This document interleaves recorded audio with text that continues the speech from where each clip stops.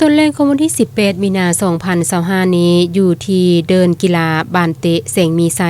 ท่านลังสีเกียวิเศษหัวหน้าแผนกเทคโนโลยีและการสื่อสารควรมีคำไซพร้อมด้วยพนักงานหลักแหล่งภายในแผนกการของตนและบรรดาคณะอำนวยการบริษัทลาวโทรคมบริษัทสตาร์โทรคมบริษัทไปรษณีย์และบริษัท ETL จำกัดสาขาควรมีคำไซได้พร้อมพากันสร้างขบวนการลิ่นกีฬาบานเตะมิตรภาพร่วมกันอย่างเป็นขบวนการโฟดเฟิน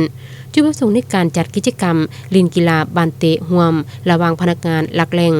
ทั่วโครงเขตเวียกงานเทคโนโลยีและการสื่อสารในครั้งนี้ก็เพื่อเป็นการสร้างขบวนการคำนับตอนรับเฉลิมฉลองวันสำคัญต่างๆของภาคของศาสตร์ให้มีบรรยากาศโฟดเฟินและมวลซืนมีความหมายความสำคัญอย่างหนักแน่นเป็นต้นแม่นสมเสยวันไปรษณีย์และวันโทรคมนาคมแห่งชาติ13มีนาคมหอม60ปีสมเสยวันสร้างตังแขวงมือคำไซที่6มีนาคมหอม41ปีและก็เกียมคำนับตอนรับวันสร้างตังพรรคประชาชนปฏิวัติลาว22มีนาคมหอบ70ปีนอกจากนี้ก็เพื่อเป็นการกาเกียมให้แก่การดำเนินกองประชุมใหญ่3ขั้นของแขวงเว้ารวมบสพก็แม่น